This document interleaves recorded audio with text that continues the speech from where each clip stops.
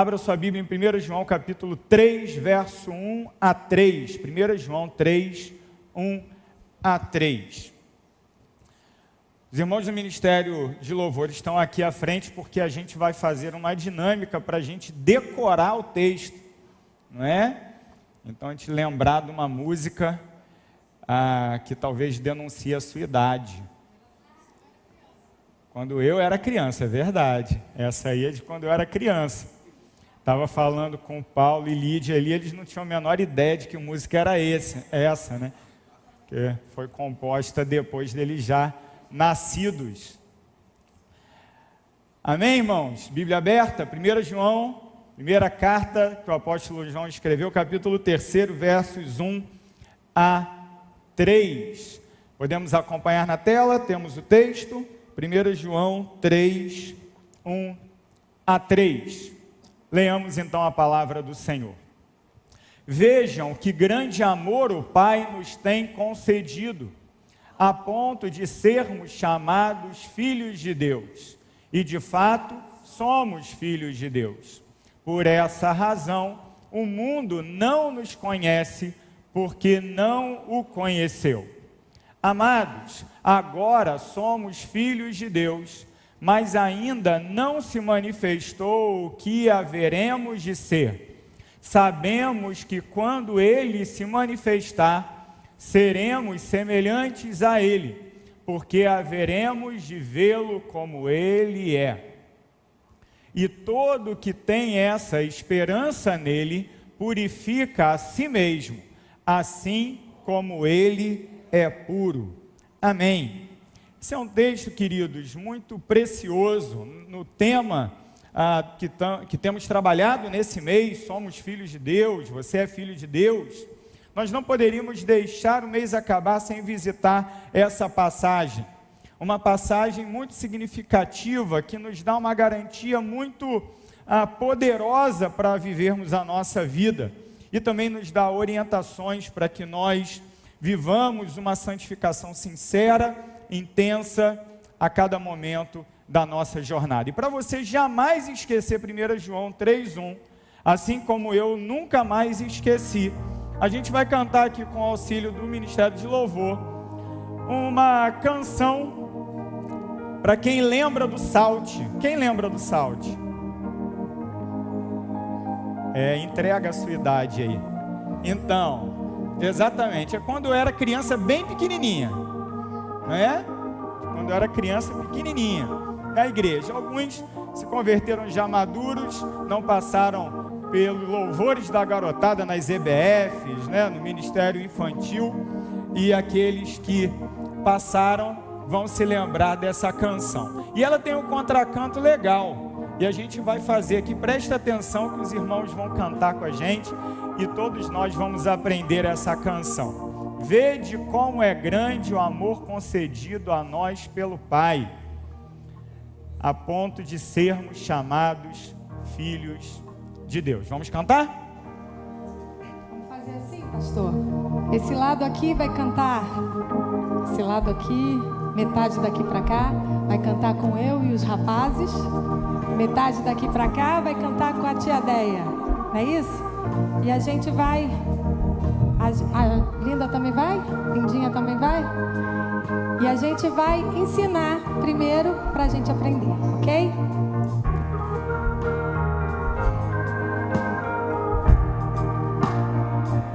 Vamos lá?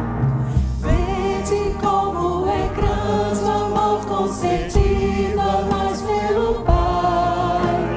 Vede como é grande o amor concedido a nós pelo Pai, ao ponto de sermos chamados filhos de Deus.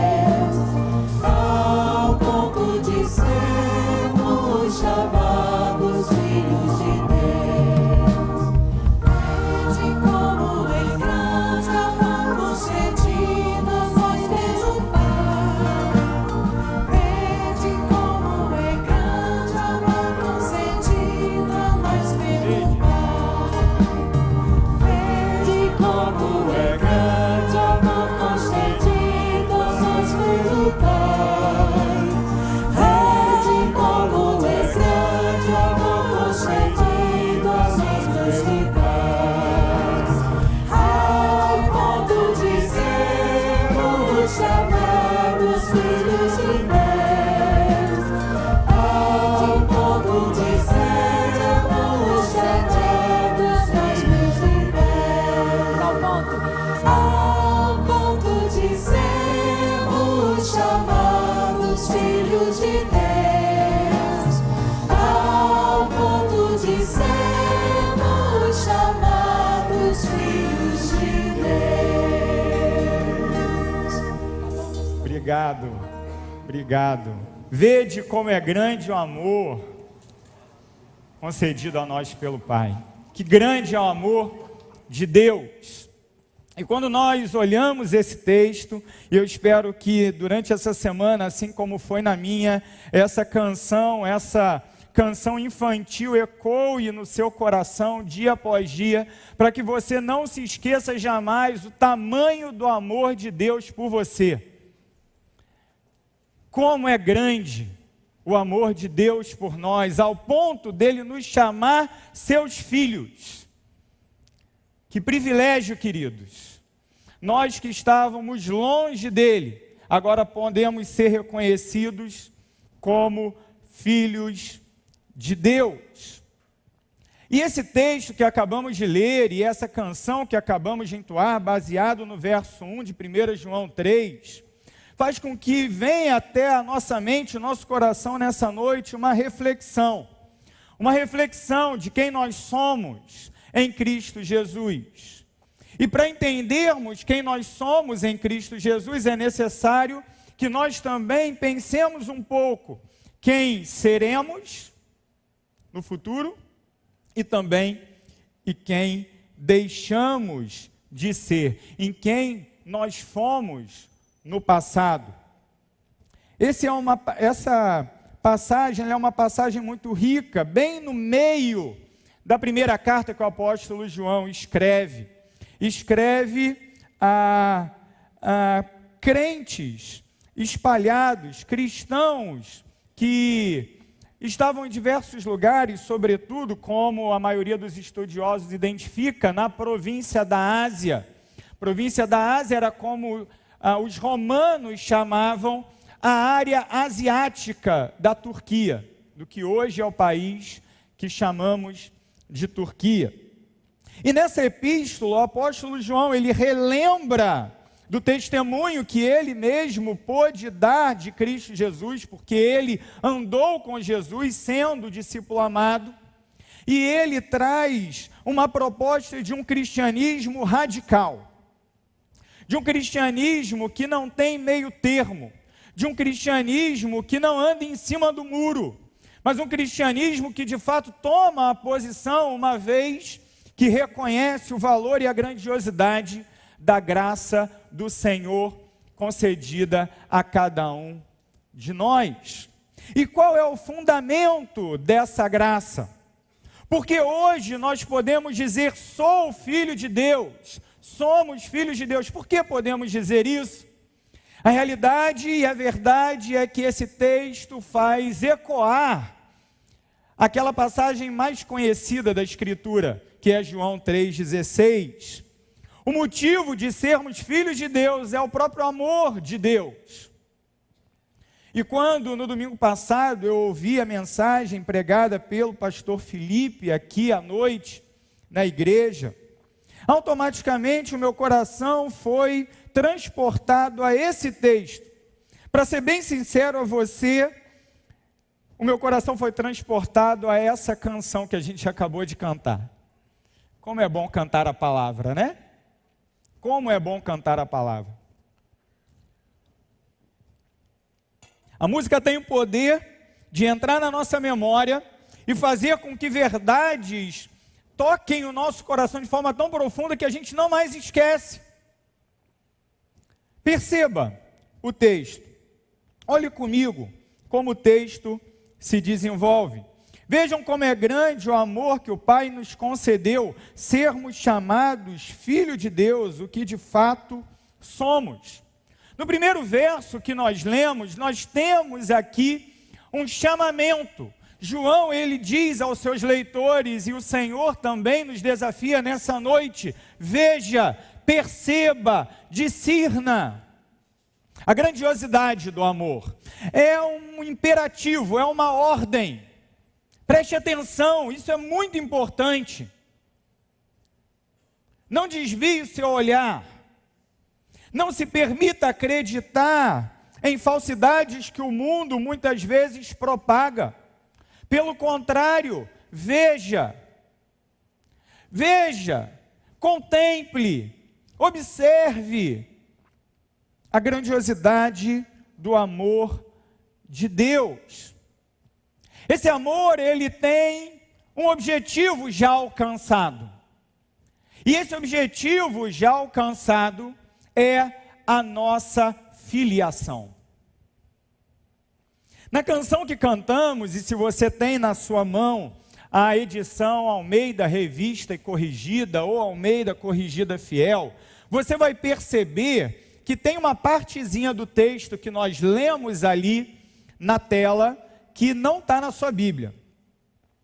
Se você lê na Almeida Revista Atualizada, na Nova Almeida Atualizada, como nós lemos aqui na tela, ou na Nova Versão Internacional, na NVI, você vai perceber que após a expressão sermos chamados filhos de Deus, você tem aqui na NVI um complemento, o que de fato somos.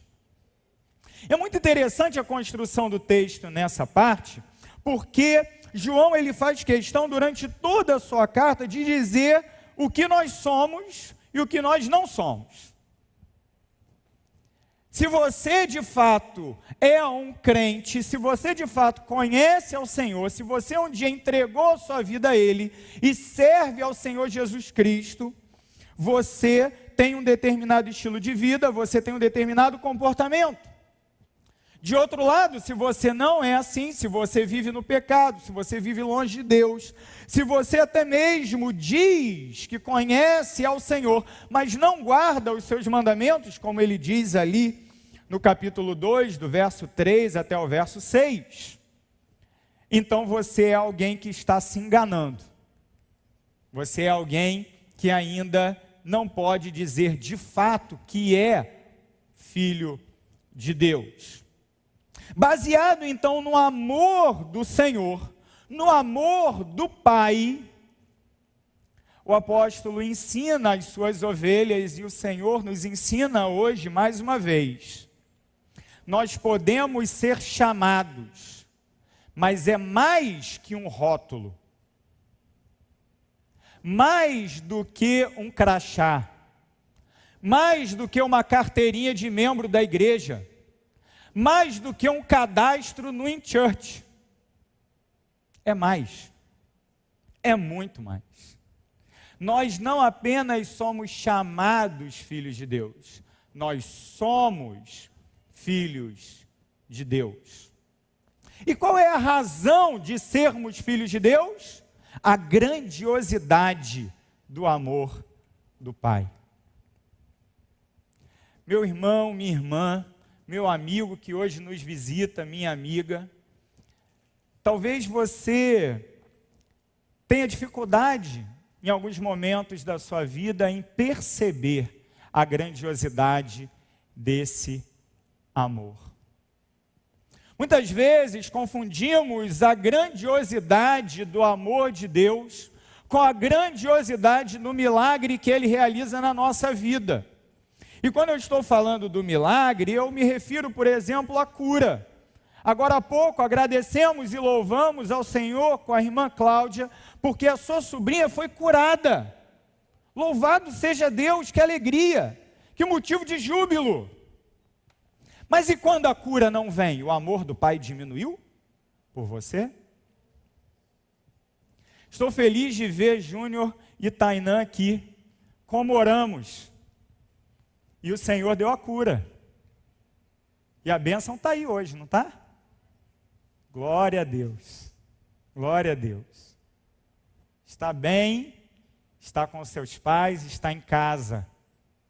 Bênção do Senhor. Bênção. Mas e quando um filho parte? O amor do Pai diminuiu? Meus queridos, muitas vezes nós questionamos a grandiosidade do amor do Pai, porque tentamos avaliar a grandiosidade desse amor à luz dos critérios desse mundo, à luz dos valores desse mundo. Quando temos dinheiro, nos sentimos amados. Quando não temos, nos sentimos rejeitados. Será que é assim? Quando desfrutamos de boa saúde, nos sentimos amados. Quando a doença vem, quando a morte bate a porta, deixamos de acreditar no amor de Deus? Seria isso algo que faz sentido? Perceba, o texto usa o tempo presente. Nós somos chamados e somos, de fato, filhos de Deus. Chamados e efetivamente somos. João tem uma característica literária muito interessante, tanto no Evangelho quanto nas suas cartas. Ele usa o verbo ser abundantemente, de forma explícita. Na língua grega, o verbo ser, ele aparece raramente, somente quando o autor quer enfatizar alguma coisa. E aqui, nesses 3 versos que nós lemos, João usa abundantemente o verbo ser. Ele diz no verso 1, nós somos filhos de Deus. A NVI traduziu o que de fato somos. Depois, no verso 2, ele novamente usa no tempo presente, agora somos filhos de Deus. E em seguida ele usa no tempo futuro, ainda não se manifestou o que havemos de ser, assim a NVI traduziu, mas lá no texto grego, a expressão é seremos. Ainda não se manifestou o que seremos. Mais uma vez, o verbo ser de forma explícita. Novamente, no verso 2, seremos semelhantes a Ele, pois o veremos como Ele é.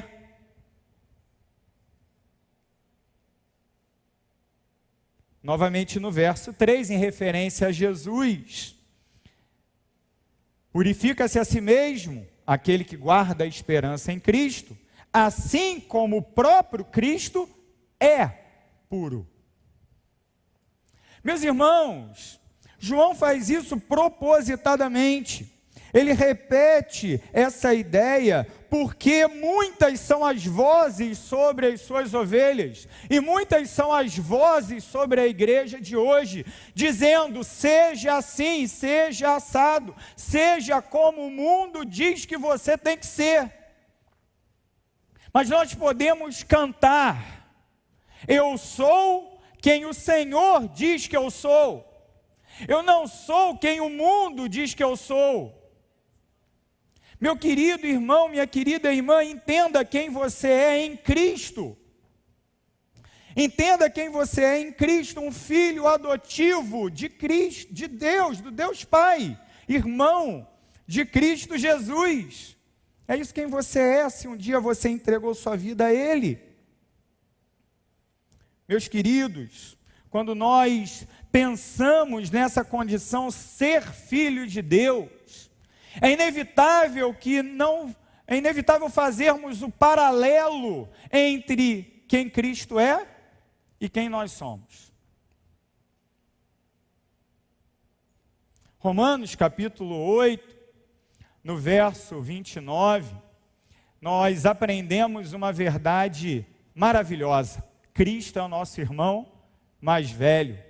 Porquanto aos que de antemão conheceu, também os predestinou para serem conformes à imagem do seu Filho, a fim de que ele seja o primogênito entre muitos irmãos. Cristo é o nosso irmão mais velho. Como assim, pastor? Como assim? Cristo é o Filho de Deus. Cristo desfruta da mesma natureza que o Pai. Cristo jamais foi criado. Tudo isso eu aprendi na EBD, na aula de Cristologia, com o pastor Alexandro. Não é verdade? É verdade, isso faz parte das bases da nossa fé. Nós reconhecemos quem Cristo é. Deus de Deus, luz de luz, verdadeiro Deus de verdadeiro Deus. Não criado, não feito, consubstancial com o Pai. No mês de abril nós estudamos o Credo Niceno, o irmão vai se lembrar. Esse é Cristo Jesus, da mesma natureza que o Pai. Não é menos Deus, não é um ser criado, não é a primeira criatura, mas é eternamente gerado no sentido de que sempre foi filho, mas também sempre foi Deus. No princípio era o Verbo, e o Verbo estava com Deus, e o Verbo era Deus, escreve o próprio João na abertura do seu Evangelho. Esse é Cristo Jesus, o Filho de Deus. Agora, a mesma expressão, Filho de Deus, é utilizada para se referir a nós. A todos quanto receberam, deu-lhes o poder de serem feitos filhos de Deus, como aprendemos com o pastor Felipe aqui domingo passado. O amor de Deus, ele é tão grande que ele vai ao ponto de sermos filhos de Deus.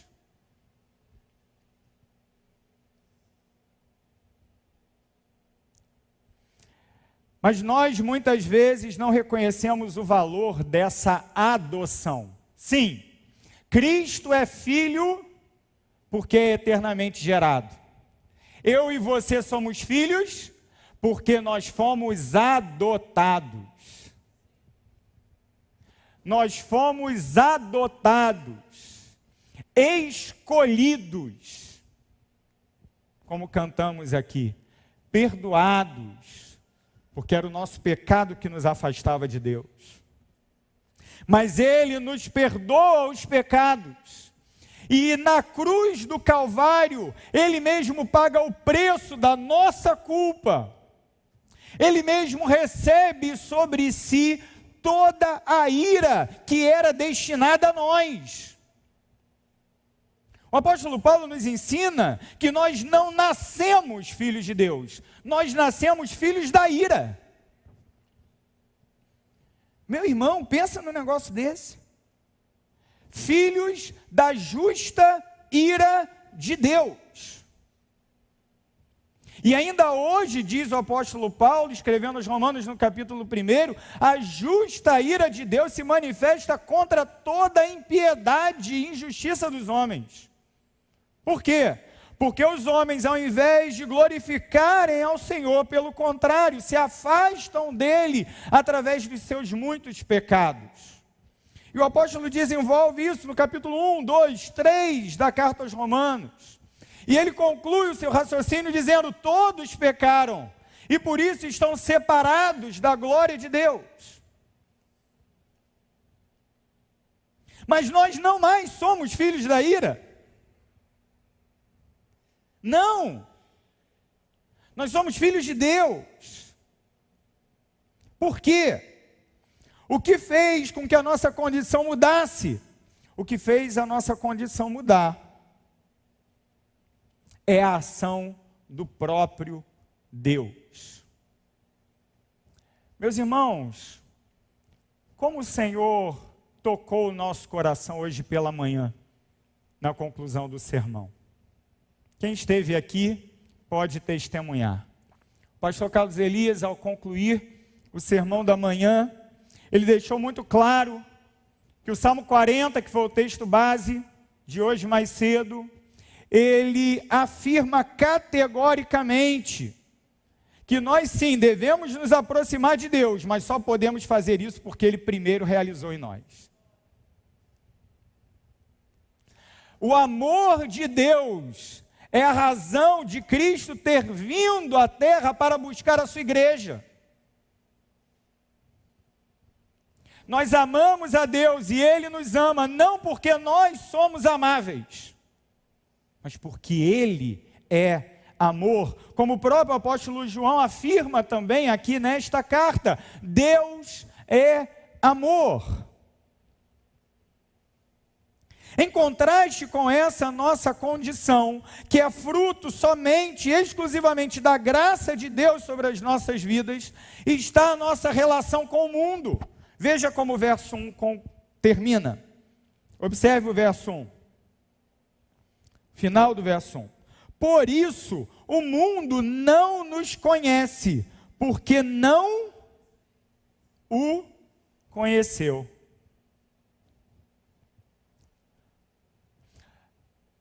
É muito interessante a gente perceber as palavras do texto.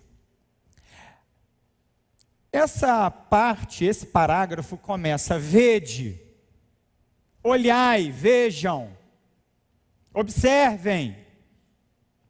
E o verbo usado aqui, nessa abertura de 1 João 3,1, vede, é um verbo derivado do verbo grego horal, oida, que significa observar, olhar com os olhos, não é? Aquilo que alguns de nós não conseguem fazer muito bem quando está sem óculos. Aqui ele está falando desse sentido, do sentido da visão. Vejam, observem, notem. Contudo, quando ele vai ao final do verso, ele usa 2 vezes outro verbo, que é o verbo gnóstico, que significa conhecer, reconhecer profundamente pela experiência. Eu posso ver muitas coisas, mas poucas coisas eu posso experimentar. O mundo não experimenta do amor de Deus.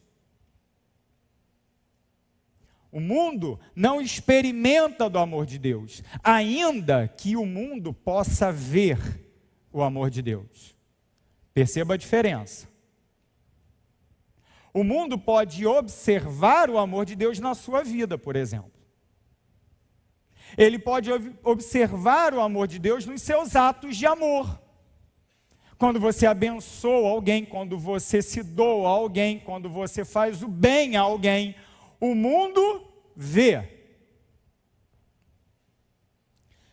Mas existe uma diferença entre ver e conhecer. Muitas vezes a gente usa a palavra saber limitada à ideia de algo que um dia eu vi. Um dia eu vi. Adquirir pela visão, pelo sentido da visão, um conhecimento muito superficial, que de fato não muda nada a minha vida, o meu coração. Nada. Agora, para conhecer, é necessário experimentar. Saber, para saber, é preciso conhecer o sabor. É necessário experimentar. Muitas coisas nós vemos, poucas coisas nós conhecemos. Muitas pessoas nós sabemos quem é, nós vemos todo domingo na igreja, poucas pessoas nós conhecemos. Muitas pessoas convivem conosco superficialmente no nosso trabalho, na nossa escola, na nossa rua, enfim, poucas pessoas nós de fato conhecemos profundamente. Essa distinção ela é importante, por quê? Porque o mundo pode até testemunhar e às vezes até mesmo aplaudir os atos de amor de Deus por Ele feitos através de nós. Mas para que o mundo conheça a Deus, para que as pessoas conheçam a Deus, é necessário a ação sobrenatural do Espírito Santo que regenera. Por isso o apóstolo Paulo, ele diz no capítulo 2 de Efésios, que nós estávamos mortos em nossos delitos e pecados. E morto não faz nada. Não é verdade? Se o morto sai andando, levanta do caixão, ele não está morto. Alguém se enganou. Se o médico assinou lá o atestado de óbito, foi um engano. O cara não está morto. Não é verdade?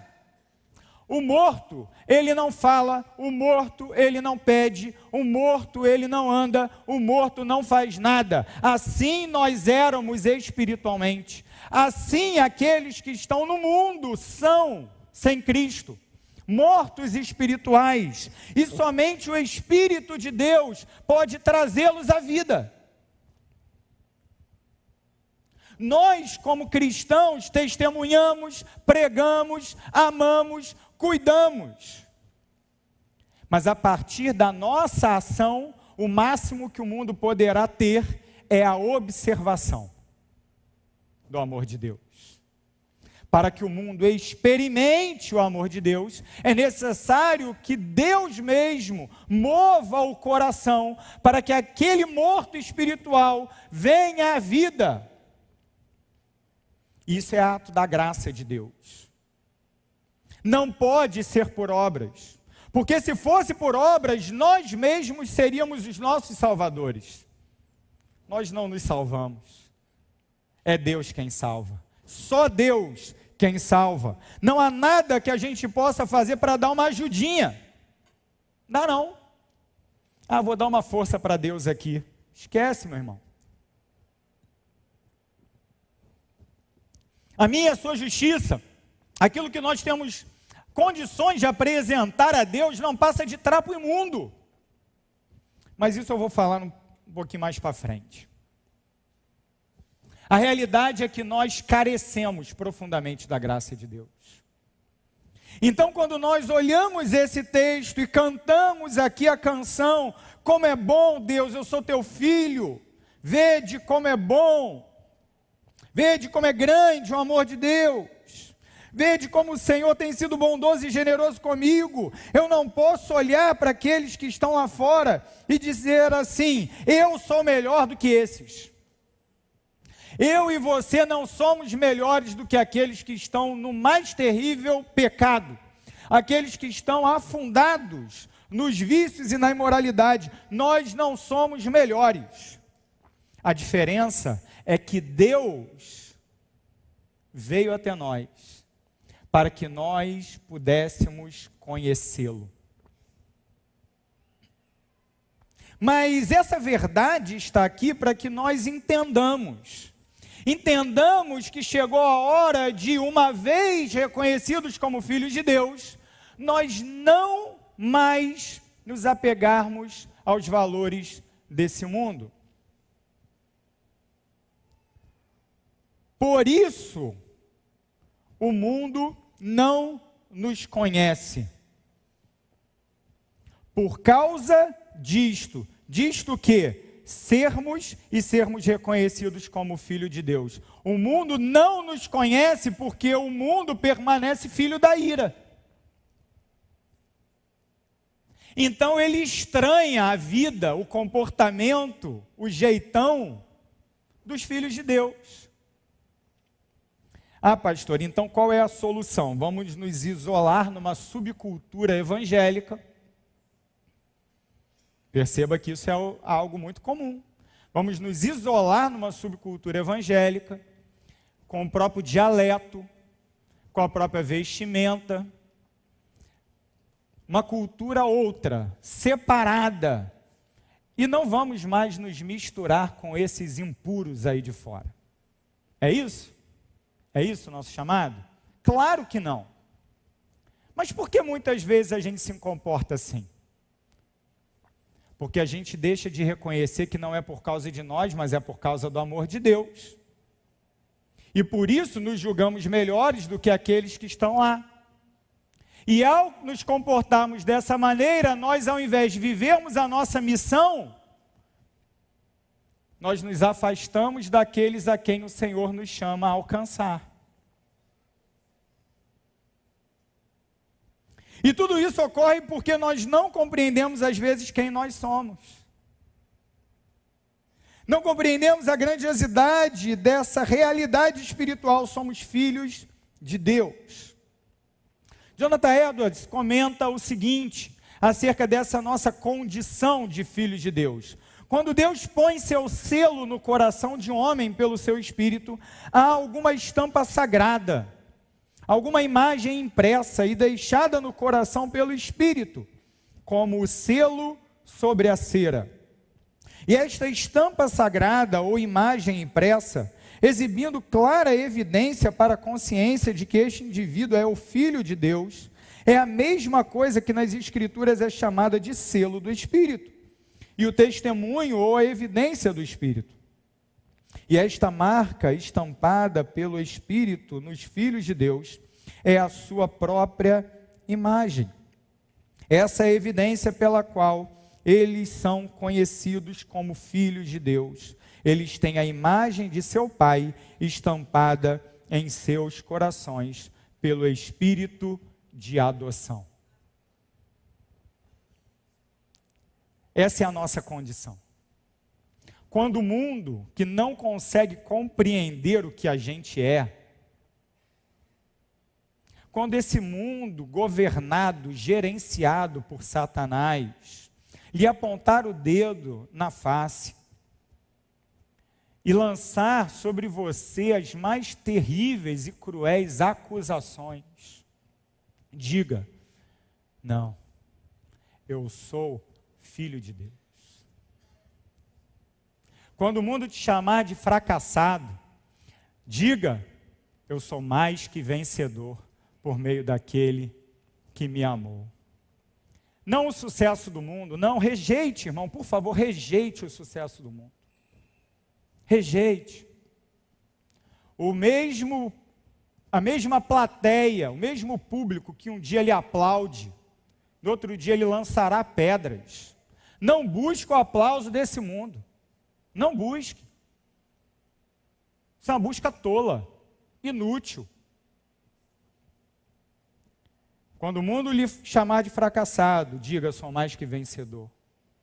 Quando o mundo lhe chamar de culpado, de condenado, diga: já não há mais nenhuma condenação contra aquele que está em Cristo Jesus. Quando o mundo te chamar de injusto, você diga: realmente, a minha justiça não vale nada, mas eu sou justificado, pois mediante a fé, e por isso eu tenho paz com Deus. Quando o mundo lhe rotular, lembre-se, você é filho de Deus. E isso nos alimenta ao ponto de vivermos a nossa vida olhando para frente. O segundo verso que lemos, ele fortalece a nossa esperança quando aponta para o futuro. No primeiro verso, João nos diz: quem somos? Somos filhos de Deus. No segundo verso, ele diz: quem seremos? Seremos semelhantes ao nosso irmão mais velho. Quem nós seremos? O texto diz: amados, agora somos filhos de Deus. Não é amanhã seremos filhos de Deus.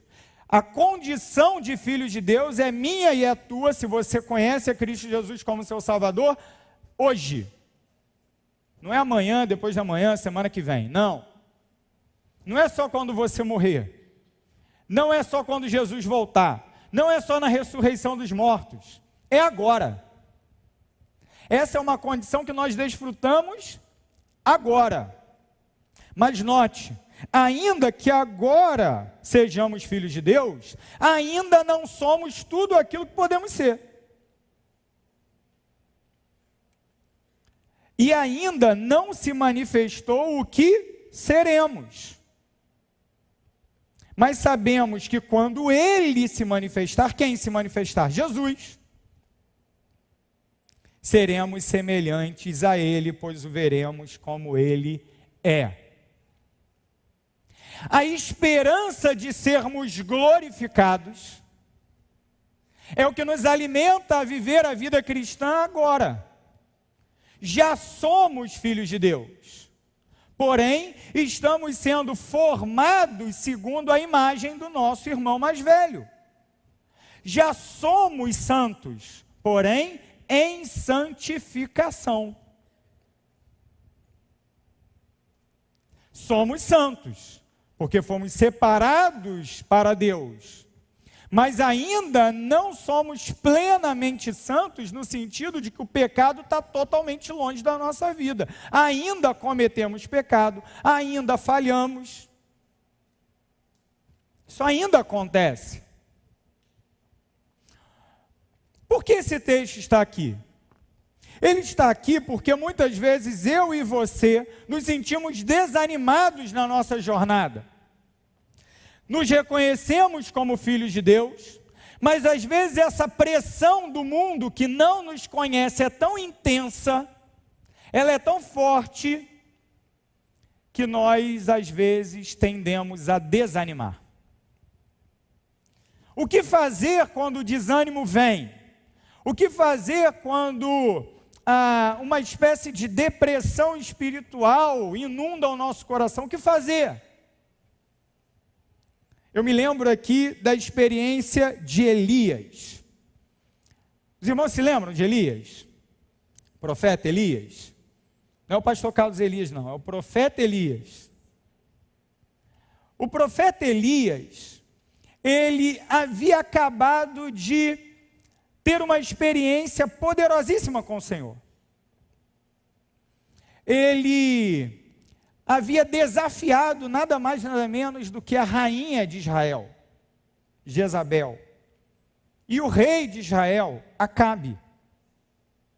E ao desafiá-los, ele entra no embate com os profetas de Baal. E no Monte Carmelo, então, ele tem uma disputa, uma competição com os profetas de Baal. E é uma competição meio curiosa, pastor Alexandre. 2 altares. Vamos ver qual Deus é forte mesmo. O Deus que queimar o altar, é esse o Deus que deve ser adorado. E ele desafia todo o povo. E ele desafia os profetas diante de todo o povo, e o próprio povo, dizendo: se aqui ficar provado que Baal é Deus, vocês podem adorá-lo. Mas, se aqui ficar provado que o Senhor é Deus, não mais dividam a sua adoração com nada nem ninguém. Os profetas de Baal, durante várias horas, ficam ali clamando ao seu Deus, fazendo seus rituais, e nada acontece. Elias, então, corajosamente diz: não é só o altar, pode jogar água. Já tentou acender lenha molhada? Já tentou? Eu já tentei, é impossível. Eu já tentei. Meu irmão, você pode jogar gasolina, óleo diesel, pode botar o que for, não pega. E ele falou: pode jogar água. Joga água em cima, cavou uma vala ao redor do altar, de modo que a água foi jogada ali até a vala ficar cheia. E Elias orou uma vez, e o Senhor fez o fogo descer sobre aquele altar, que consumiu o holocausto, a madeira e a água. Ele então, é um negócio que às vezes a gente não entende, né? Mas com a sua própria mão desce ao ribeiro e mata todos os profetas de Baal. Às vezes a gente fala: poxa vida, né? Por que precisava matar? Então, precisava, naquele contexto precisava mesmo, porque aquilo contaminava o povo de uma maneira tão terrível, tão cruel. O povo fazia tanta atrocidade por causa daquele paganismo terrível, que tinha que dar um fim naquele negócio. E ele vai lá e ele mesmo mata os profetas de Baal. Jezabel fica como? Feliz, né? Claro que não. Jezabel fica totalmente tirada e diz: agora você pode ter certeza, Elias, eu vou acabar com a sua raça. Ela não disse isso, né? No texto está mais bonito. Evidentemente, é o texto inspirado pelo Espírito Santo. Eu vou matar você. E depois daquele sinal maravilhoso, daquela demonstração de poder incrível, Elias fala: deu ruim para mim. A mulher do rei falou que vai me matar.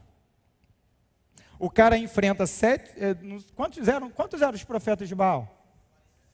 450 profetas de Baal. Ele mata todos eles. O Senhor demonstra o seu poder diante dele. A mulher ameaça e ele corre. Que coisa, né? E para onde Elias vai? Ele vai parar numa caverna. Depois de uma caminhada longa, ele para numa caverna. E ali na caverna ele está totalmente prostrado, desanimado, depressivo. Elias fica muito mal. O Senhor então manda, de forma sobrenatural, alimento para ele. Ele é alimentado pelo Senhor. E não apenas é alimentado pelo Senhor, o Senhor se manifesta a Elias. Vem raios e trovões, mas o Senhor não estava ali. Vem um grande estrondo, mas o Senhor não está ali. Até que sopra uma brisa suave. E o Senhor se manifesta a Elias na brisa suave. Queridos, o Senhor está a soprar uma brisa suave na sua vida. Agora, sabe o que acontece com Elias depois da brisa suave? Muito legal, Elias. Beleza, agora você entendeu, você foi fortalecido, você foi encorajado. Levanta, porque eu tenho 3 missões para você. Na hora, Deus aponta para o futuro. Na sua e na minha vida, o tempo todo Deus aponta para o futuro. A nossa promessa sempre está à nossa frente. No nosso imediatismo, nós queremos as soluções todas para agora. Mas tudo aquilo que pudermos obter agora sempre será insuficiente. Sempre será insuficiente. Ainda não se manifestou o que haveremos de ser. Elias na caverna pensava que tinha acabado tudo. Era o fim. Mas ali naquela brisa suave o Senhor disse: ainda não se manifestou, Elias, o que você haverá de ser. E você se lembra o que aconteceu com Elias? Lembra? Como acabou a história de Elias?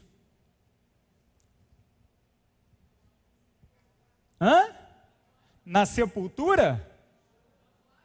Na carruagem de fogo. Elias foi arrebatado à presença do Senhor. Na caverna ele achava que era o fim. Ele nem podia imaginar a grandiosidade da carruagem de fogo. Meu querido, minha querida, tudo aquilo que você puder construir aqui, seja na esfera que for, seja na sua família, nas suas finanças, nos seus negócios, no seu estudo, no seu preparo acadêmico, ou até mesmo no seu ministério, isso não pode ser comparado àquilo que você um dia será.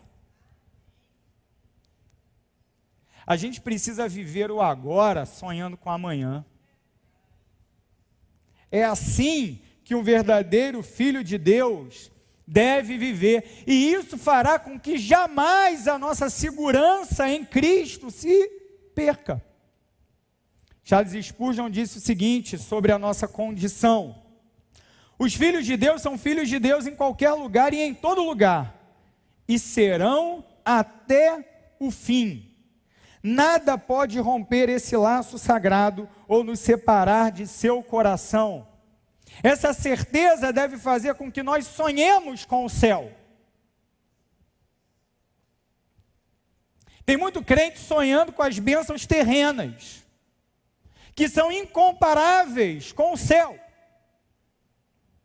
Aqui o meu pecado ainda me machuca, ainda me afasta de Deus, ainda me afasta das pessoas, ainda traz prejuízo para a minha vida. O meu próprio pecado ainda faz isso. A condição pecaminosa dessa terra ainda me prejudica profundamente. Mas lá no céu, na presença do Senhor,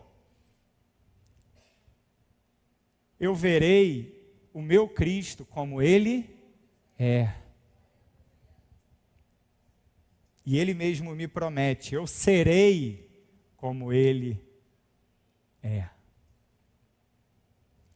Não serei um igual, porque só Ele é Deus, mas serei um semelhante, glorificado, sem pecado, a humanidade plena. Meu irmão, minha irmã, não permita viver uma vida cristã medíocre. Olhe para frente. Olhe para o amanhã. Olhe para o céu.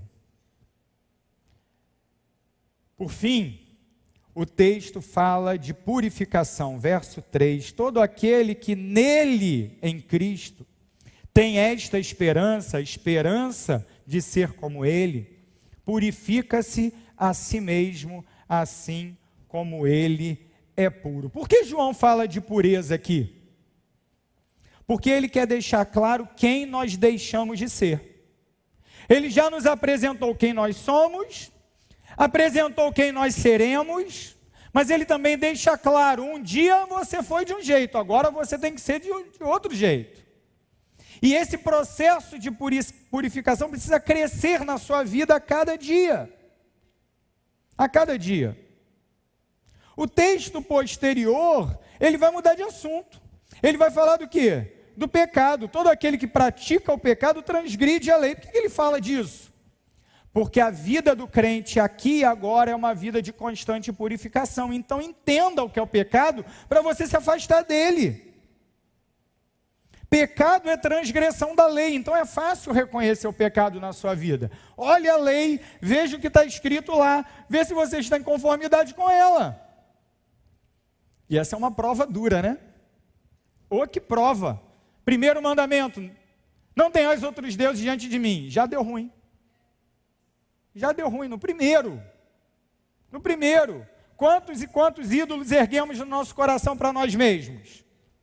Não façais para ti imagem ou escultura.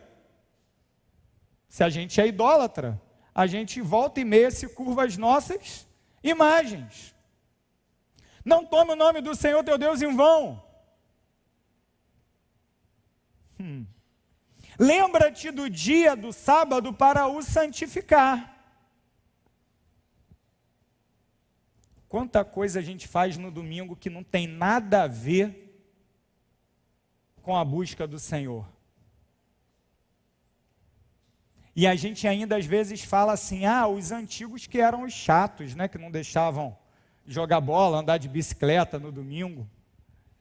A gente fala que os antigos eram chatos e legalistas, mas a gente mesmo, ao invés de criar uma forma santa e correta de glorificar a Deus no dia do Senhor, nós inventamos um monte de coisa para a gente mesmo. Honra teu pai e a tua mãe para que te prolongue os teus dias na terra que o Senhor teu Deus te dá.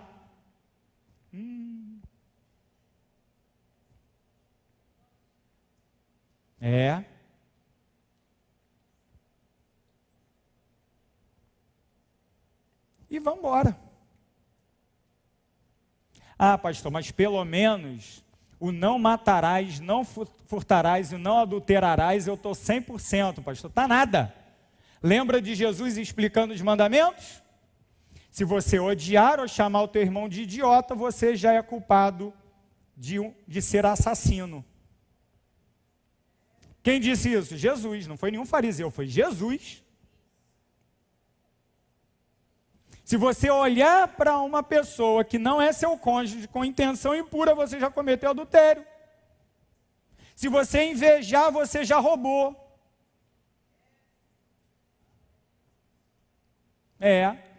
E na verdade, nos próprios 10 mandamentos fala, né? Não cobiçarás o que é do teu próximo. Não cobiçarás. E a gente, nesse mundo de consumismo, muitas vezes vivendo a vida movido pela inveja. Não darás falso testemunho. Da nossa boca, no nosso coração, só habita a verdade. Estamos culpados de toda a lei. Essa aqui é a realidade. O que fazer então? esperar mais em Cristo, para nos purificarmos mais segundo Cristo.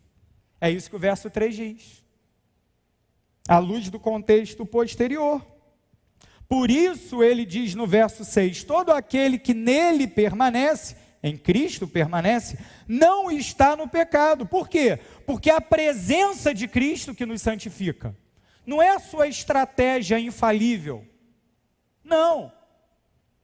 Não é o seu legalismo, sua lista de regras. É comunhão com Jesus. Em comunhão com Jesus, você viverá uma vida longe do pecado. E ele termina o verso 6. Todo aquele que está no pecado não o viu nem o conheceu. Nós deixamos de ser o que éramos ontem. Hoje devemos ser mais parecidos com Jesus do que éramos ontem. E amanhã mais do que hoje. Assim deve ser a busca constante do coração de alguém que é filho de Deus. Quem somos? Filhos de Deus. Quem seremos? Glorificados, perfeitos como Ele é perfeito. Quem deixamos de ser? Pessoas escravizadas pelo pecado, impuras. Somos filhos de Deus. E eu quero concluir, queridos, essa palavra dizendo o seguinte: talvez você tenha chegado aqui sem essa visão de quem você é em Cristo. Às vezes a gente rapidamente confunde a nossa posição em Cristo com o ser membro da igreja. E é muito importante ser membro da igreja. Mas não é uma inscrição no hall de membros que resolve o nosso problema. A igreja é muito importante, mas a igreja não salva ninguém. E se você perdeu essa perspectiva, ainda que sendo um crente verdadeiro, eu gostaria que nós orássemos nessa noite, no final dessa mensagem, desse culto, para que você realmente deixasse que essa palavra ecoasse no seu coração. Você é filho de Deus, você é filho de Deus, você é filho de Deus. Ao ponto que isso seja para você algo muito pessoal. Eu sou filho de Deus, eu sou filho de Deus, eu sou filho de Deus. Eu quero convidar você para essa oração. Mas não apenas você, crente, que quer viver essa renovação de votos com o Senhor, que quer reafirmar a sua posição com o Senhor, não somente você, mas talvez haja alguém aqui nessa noite que jamais pôde dizer acerca de si mesmo: eu sou filho de Deus. Talvez você até frequente igreja, talvez você até tenha carteirinha de membro, mas hoje você percebeu e discerniu, e o Espírito Santo está tocando o seu coração, para você reconhecer: eu nunca me entendi de fato como filho de Deus. Eu tinha um conceito genérico, eu achava que todo mundo é filho de Deus. O pessoal não fala isso aí fora? Todo mundo é filho de Deus, então eu também sou filho de Deus. Não. Filho de Deus é aquele que conhece a Jesus, pela experiência, pela entrega, pela fé e, sobretudo, pelo toque e pela regeneração do Espírito Santo.